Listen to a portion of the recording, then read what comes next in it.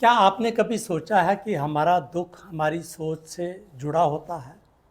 हम में से कई लोग बार-बार अपने पुराने एक्सपीरियंसेस को याद करते हैं, भविष्य की चिंता करते हैं और खुद से ही लड़ते रहते हैं। लेकिन क्या होगा अगर हम अपनी सोच को बदल दें? आज हम बात करेंगे कि कैसे विचारों का परिवर्तन हमारे दुख, तनाव और मानसिक थकावट से बाहर निकाल सकता है। यह केवल कोई आध्यात्मिक बात नहीं है, बल्कि वैज्ञानिक रूप से पूर्ण रूप से प्रमाणित है। सोच ही दुख का कारण है। लॉर्ड बुद्धा ने बहुत सही 2600 साल पहले कहा था कि दुख की जड़ हमारी इच्छा और सोच में है। हमारे विचारों से ही दुख और कष्ट निकलता है। यानी बाहरी दुनिया से ज़्यादा हम अपने विचारों और प्रतिक्रियाओं से दुखी होते हैं। उदाहरण के लिए कोई एक घटना ले लें जो कि सबके लिए एक जैसी है, परंतु हर इंसान उस पर अलग अलग तरीके से रिएक्ट करता है। कई एकदम इम्पल्सिव हो जाएंगे, ज़बरदस्त तरीके से रिएक्ट करेंगे। कुछ लोग बड़े शांत तरीके से उस पर रिस्पॉन्ड करेगा। यहाँ से साबित होता है कि दुख घटना से नहीं बल्कि हमारी सोच से आता है। एक हार्वर्ड मेडिकल स्कूल की एक रिसर्च है जिसमें ये पाया गया कि जो लोग नेगेटिव थिंकिंग में फंसे रहते हैं उनमें एंजाइटी और डिप्रेशन की संभावना डबल हो जाती है। अब हमारा मेन प्रश्न आता है कि कैसे हम विचारों का परिवर्तन करें। सबसे पहला है नेगेटिव थॉट्स को पहचानें।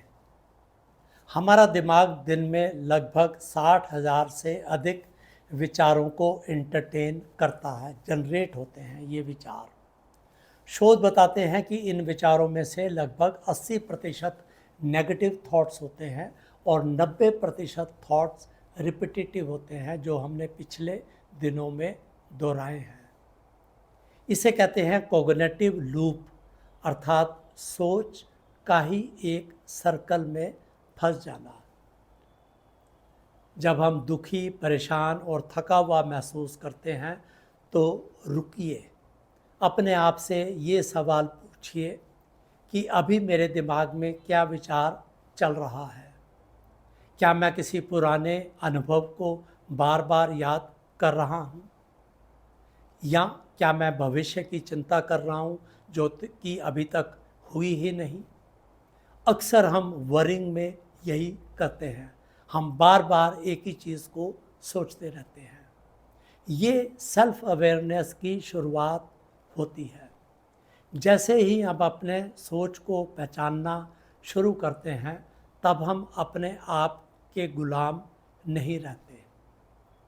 जब हम किसी विचार को ऑब्ज़र्व करते हैं, जैसे कि फॉर एग्ज़ाम्पल मैं कहूँ कि मैं इस समय ओवर थिंकिंग कर रहा हूँ, तो दिमाग का जो प्री फ्रंटल लोब है, जो आगे माथे के पीछे है, वो एक्टिवेट होता है, जो सोच को रेगुलेट करता है। दूसरी चीज़ है थॉट्स को रीफ्रेम करें, नेगेटिव थॉट्स को पॉजिटिव में कन्वर्ट करें। हम जो सोचते हैं वो हमारे इमोशंस और व्यवहार को प्रभावित करता है। एक कॉग्निटिव बिहेवियर थेरेपी है, सीबीटी जिसको कहते हैं, वो ये सिखाती है कि नेगेटिव थॉट पैटर्न्स को पकड़ो और उन्हें तर्कपूर्ण तरीके से बदलो। लॉजिकली, रैशनली उन थॉट्स को आप परिवर्तित करिए। जैसे उदाहरण के तौर पर आपने कहा कि ये काम मेरे से नहीं होगा, परंतु इसी थॉट को आप ये कह सकते हैं कि मैं नया हूँ, थोड़ा यदि मैं प्रैक्टिस करता हूँ तो ये मेरे से काम हो जाएगा।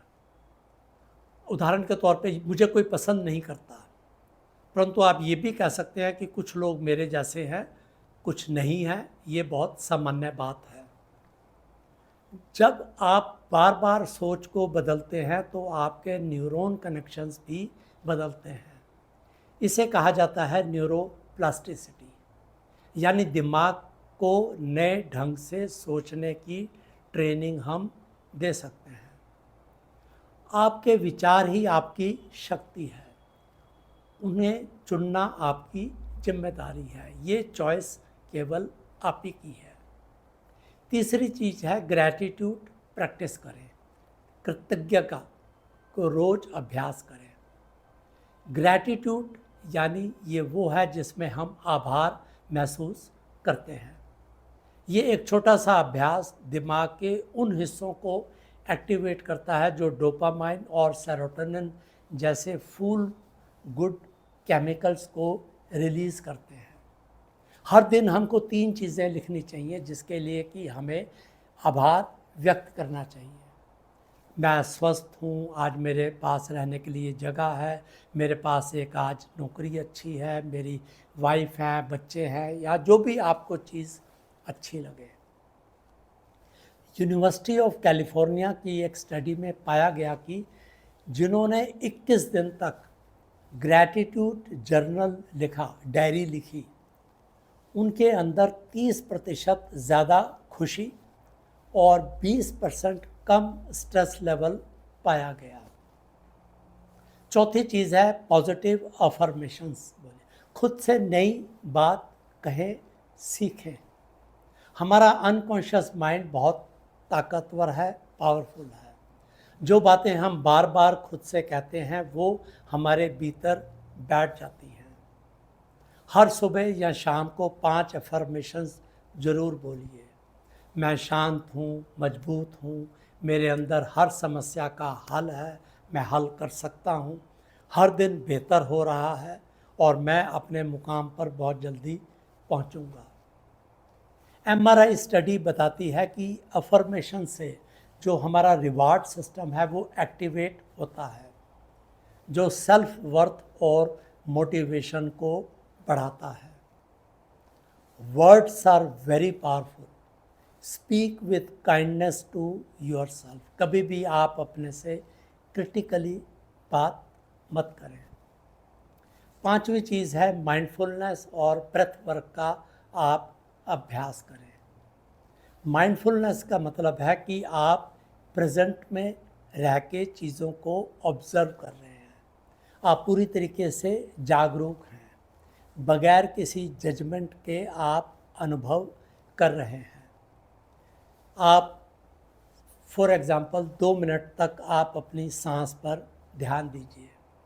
जब भी आपका पास यदि इस बीच में कोई विचार आए तो आप सांस पर फिर वापस आ जाएं। 2 मिनट तक आप अपनी सांस पर ध्यान दीजिए।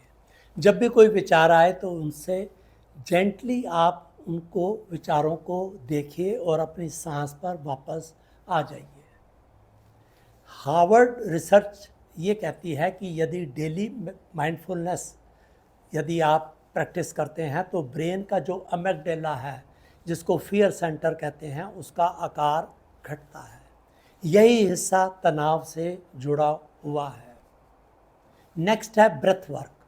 सांस की तकनीक जैसे कि बॉक्स ब्रीदिंग बहुत पॉपुलर एक्सरसाइज है। 4-4-4-4 4 काउंट तक आप सांस को इनहेल करिए, 4 तक सांस को रोकिए, फिर 4 तक एक्सहेल करिए और फिर 4 के बाद शुरू करिए। इस एक्सरसाइज से आपको बहुत ज़्यादा इम्पैक्ट पड़ेगा। नेक्स्ट है सेल्फ कंपैशनेट होना।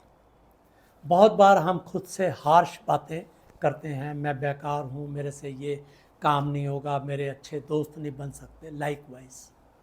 परंतु जब आप सेल्फ कंपैशन होंगे तो आपको खुद पर दया आएगी और आप अपने आप को अच्छे शब्द बोलेंगे, पॉजिटिव चीज़ आप अपने आप को कहेंगे। अंत में दुख कोई स्थायी चीज़ नहीं है। ये अक्सर हमारी पुरानी सोच, गलत मान्यताओं, हमारे गलत बिलीफ सिस्टम और मेंटल पैटर्न से आता है। जैसे जैसे आप अपने विचारों को पहचानेंगे और समझते हैं और नया मीनिंग देते हैं, दुख का असर कम हो जाता है। आपके विचार ही बीज हैं और जीवन उनकी फसल है। ये बहुत पुरानी कहावत है। यदि आपको ये वीडियो पसंद है तो आप इसको लाइक करिए, चैनल को सब्सक्राइब करिए। इसी तरह के आपको स्पिरिचुअलिटी, फिलॉसफी से रिलेटेड वीडियोस मिलते रहेंगे। Thanks for watching.